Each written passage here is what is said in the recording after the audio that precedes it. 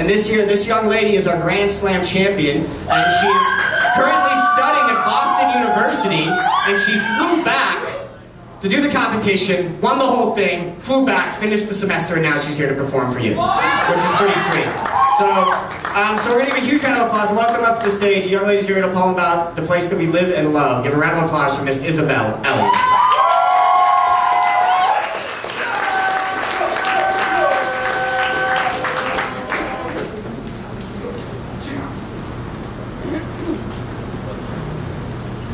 Where I come from, dreams grow out of cracks in the concrete, and we aren't fond of the word no. You can spot a dreamer, not by the clouds they have plucked from the sky, but by the dirt underneath their fingernails. Here, we know that mountains are not simply the product of tectonic shift, that the gods raise these summits only as a challenge to see how close we can get to holy. Where I come from, you can't get lost as long as you can see the mountains.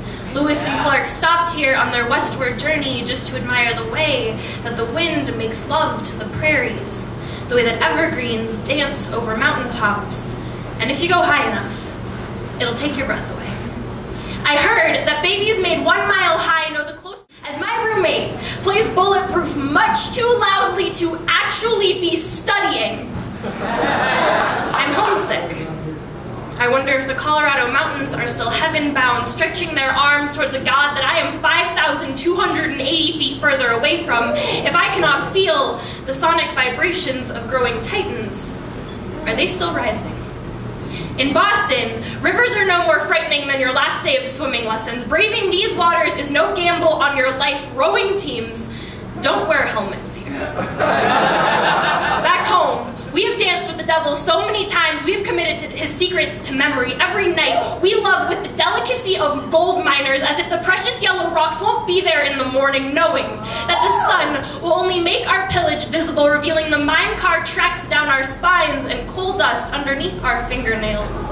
We have learned to use pickaxes to chisel the gentle curves of our bodies and frequently keep canaries next to our beds.